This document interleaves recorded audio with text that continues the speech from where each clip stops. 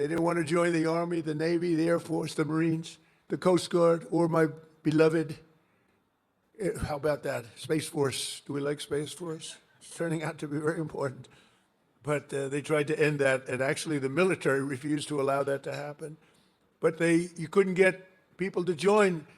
And as soon as we won the election, that election took place on November 5th. From November 5th on, it was like a miracle. Now we have waiting lists for every branch of the military, waiting lists of people to get in. In other words, your jobs are wanted by everybody.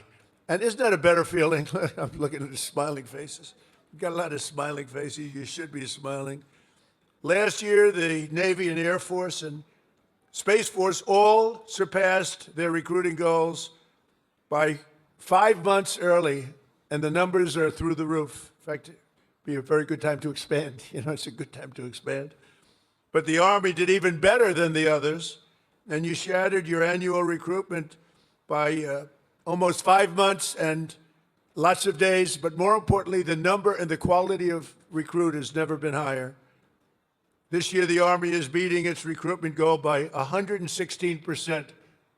And I'm very proud of that. I was very embarrassed for a period of years as I watched how badly this country was run, standing outside and hearing constantly that we couldn't get people to join our great forces. We ended the scourge of political correctness in our military. We renamed the Department of Defense to the Department of War. Think of it, we won World War I. We won everything. World War II. And everything before, during, and a little bit after, except we fought a little bit differently. We fought to be politically correct. We were a politically correct force with the presidents. But now we have a real force, and you see that with what we did in Iran with the B-2 bombers. A lot of you were involved in that. And what we did recently in Venezuela, nobody ever saw anything like that happen. A Venezuelan general who was on the site, but he moved out fast enough that he lived, because most of them didn't. But he was on the site. He said, we were totally prepared. We saw the planes coming. We saw everything coming. You know, they're a good, strong force. And he said, we got hit like nobody's. They were hit from 17 different directions. They said, there's never been anything like that. It was over in like literally a minute. Everybody was running for the hills.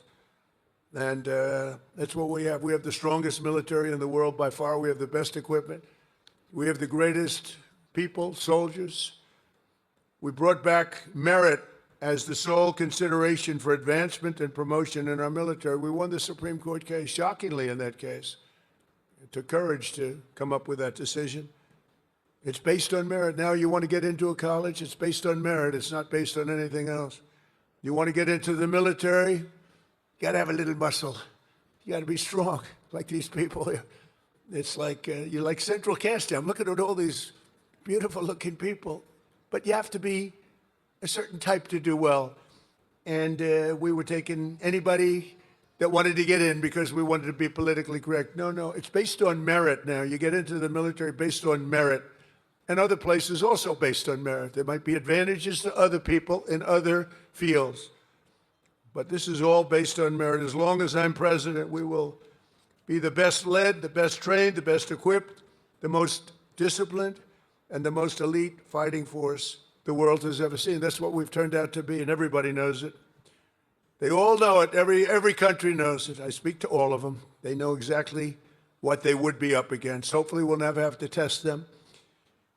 And because of our strength and because of what we do, we probably won't have to be tested. That's why this year we're investing also $1 trillion in our armed forces, most we've ever spent. And next year it's being raised. In fact, we're going to be building a number of battleships. You ever hear of battleship? You know, World War II, you saw those big ships, the Iowa, the Alabama, the Missouri, they're going there, sailing through that water like it's nothing. Those big waves are crashing into the front. The hulls are made of 7 inches of steel, not aluminum. Aluminum's fine, by the way. I don't want to hurt the industry. We're doing very well. But I'll take steel. And it's going through those waves like it's a hot knife through butter, right?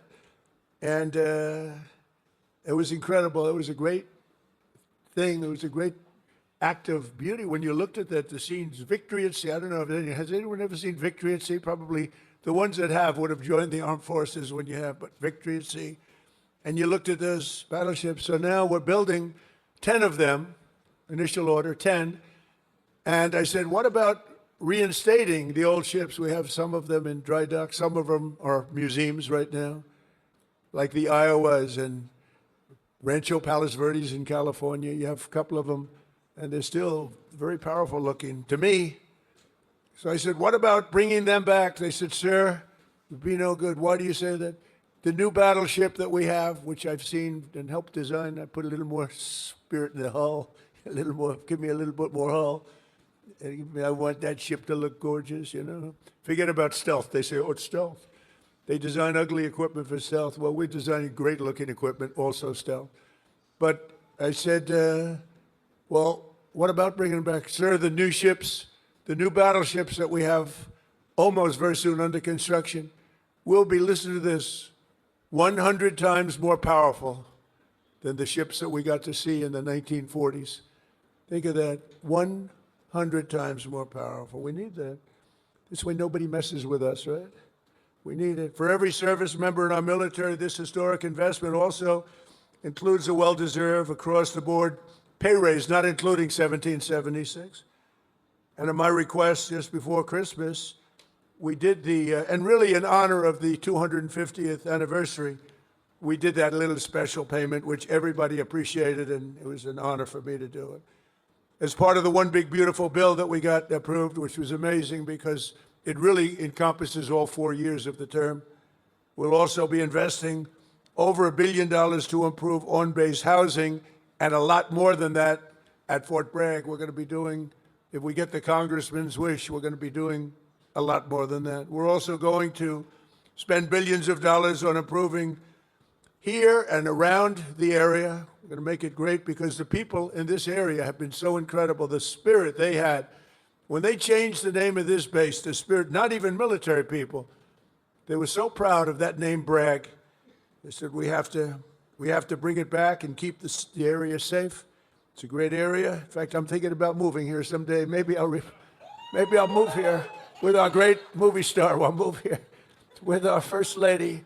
We'll move to Fort Bragg. Would you like that, darling? She loves you.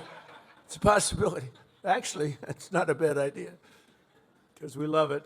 But we want to keep this area safe, and we can't do that without the leaders. And your ex-governor is not one of them. It'd be a disaster if he got in. And one of the things that I just mentioned and saw, you saw the monster that killed an innocent young Ukrainian girl a couple of months ago, slitting her throat from behind. And this was the man, the governor, that allowed this man to get out and to do that. We don't do that. We don't do that. Everybody knew he was trouble. Many, many crimes, one of the worst pasts I've ever seen. And she sat down, she had her throat slit. And that's not going to happen with Michael Watley, that I can tell you. So I just want to tell you it's very important because our military has to be protected. Our people have to be protected, and they will decimate our military. Every time you come in as a Republican, and a lot of Republicans, they come in, they don't do anything about it. I do beyond what anyone's ever done, not even close. To give you all of the equipment you need, we're also purchasing 30 new and modified Abrams tanks. Still the best tank, right? Still? It was named in honor of Stacey Abrams. Only a few very political people would understand that. Congratulations. Thank you very much for a great name, Stacey.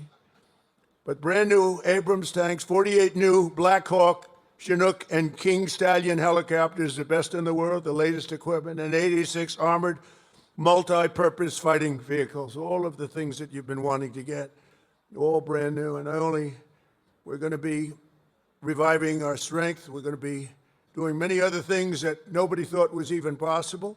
And we're actually using that strength to defend the core and vital interests of the United States. And very simply put, America first. You know, it's all about America first. We were putting America last. These people that were running our country were putting us last. We're now America first. And we'll help other countries. We have a very good relationship with NATO, but NATO took advantage of us for many years. We were paying for almost 100% of NATO. Now they're paying their own bills. I got them to pay We took them from not paying 2% GDP to paying in full